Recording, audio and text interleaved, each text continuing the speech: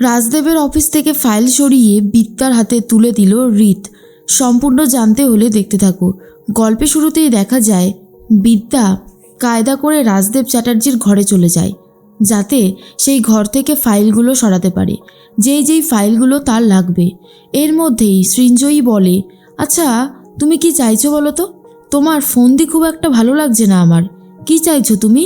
বিদ্যা তখন বলে, আমি আর কি চাইবো, আমি শুধু এটুকুই চাইছি যাতে খুব তাড়াতাড়ি আমি সেজে উঠতে পারি, কারণ আপনাদের তো আবার রিসেপশন আছে, আবার লোকজন আসবে। আমি যদি ভালো করে সাজতে না পারি তাহলে কি করে হবে বলুন তো? তখনই ত্রিধা বলে, আচ্ছা ছোট, ও একটু সাজুক না, অসুবিধার কি হয়েছে? কাকিমণি তখন বলে, ঠিক আছে সাজুক, তাতে আমাদের কোনো আপত্তি নেই। এর মধ্যেই রাজদেব চ্যাটার্জি বলে, এই শোনো, তাড়াতাড়ি করে রেডি হয়ে নাও, হাতে সময় কিন্তু খুবই কম, তাড়াতাড়ি করে রেডি হয়ে চলে এসো নিচে। এর মধ্যেই প্রফেসর বিবি বলে, আপনারা সবাই এই ঘর থেকে যান, তারপরেই তো আমি রেডি হব না, কি বলুন তো? তখনই সৃঞ্জয়ী বলে, আমাদের মেয়েরাই তো তোমাকে সাজিয়ে দেবে, ওরা তাহলে থাকুক।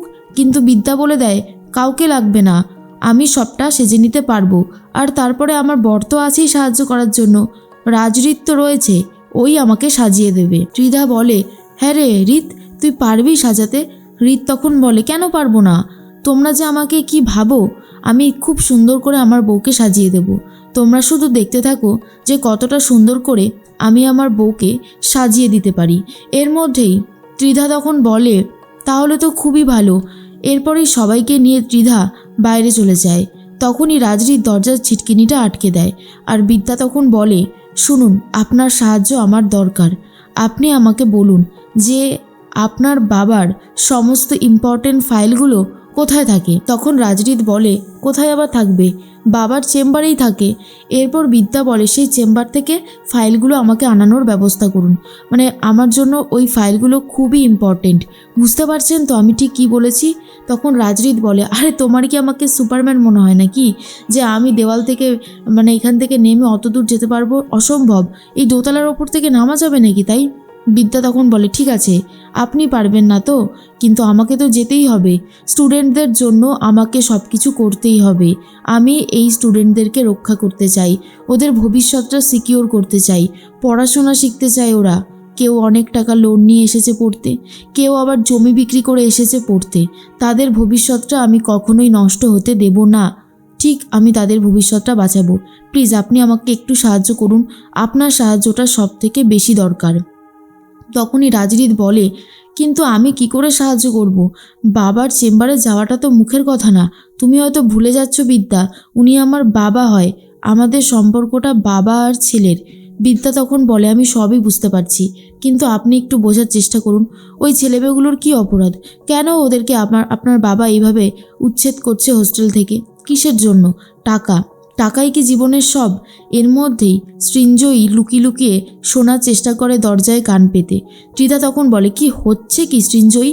তুই তো দেখছিস একদম ছেলে মানুষ হয়ে উঠেছিস। রে বাবা, ওরা সাজছে, ওদেরকে সাজতে দে না, কেন শুধু শুধু ঝামেলা সৃষ্টি করতে চাইছিস?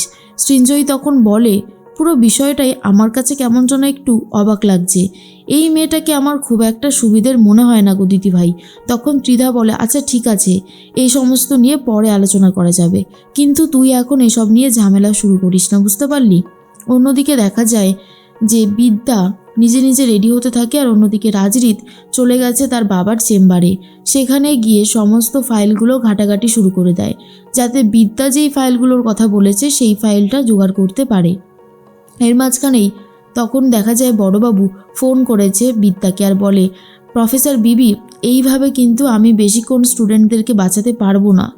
ওদের কাছে লিগ্যাল ডকুমেন্টস আছে, আর ওদের কাছে অনেক পাওয়ার আছে, উপর মহল থেকে চাপ আসছে, এখানে একটা কেওয়াস তৈরি হবে, তারপর বোমাতঙ্ক পড়বে, আর স্টুডেন্টরা এদিক ওদিক ছড়িয়ে ছিটকে যাবে, দেন ওরাই জায়গাটা ফাঁকা করে ওদের কাজ শুরু করবে। কতক্ষণ আমি এইভাবে প্রোটেকশন দিয়ে থাকবো বলুন তো? প্রফেসর বিবি তখন বলে, বড়বাবু আর 1 ঘন্টা সময় আমাকে দিন, তারপরে আমি কথা দিচ্ছি আমি সব কিছুর সলিউশন করে দেব। শুধু 1 ঘন্টা সময় লাগবে বড়বাবু, প্লিজ এইটুকু সময় আপনাকে দিতেই হবে। তখন বড়বাবু বলে, জানি না আমি কি করে বাঁচাবো, তবুও চেষ্টা করছি। অন্যদিকে কাশ্যপ ব্যানার্জির সাথে কথা বলতে থাকে কাশ্যপ ব্যানার্জির ছেলে শ্রাবণ আর বলে, ড্যাড এভাবে কতক্ষণ দাঁড়িয়ে থাকবো, তোমরা কিছু একটা বলো। তখন কাশ্যপ ব্যানার্জি বলে, আর একটু সময় অপেক্ষা করতে হবে, জাস্ট আর একটু সময়, তাহলেই সব কিছু হয়ে যাবে। এইটুকু তো সময়, ঠিক হয়ে যাবে, দেখো ব্যবস্থা করে। কিন্তু শ্রাবণ বলে, জানি না তোমরা কি করতে চাইছো, তবে ব্যাপারটা কিন্তু অনেক বেশি রিস্কি হয়ে যাচ্ছে, স্টুডেন্ট বাড়ছে, চাপ বাড়ছে। কাশ্যপ ব্যানার্জি বলে, সব ঠিক হয়ে যাবে।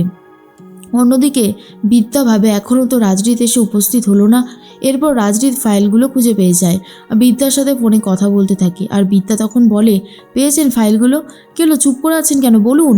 রাজরিত তখন বলে, পেয়েছি, অনেক ফাইলই পেয়েছি, অনেকের জমি নেওয়া হয়েছিল, সেসব কাগজপত্রগুলো রয়েছে।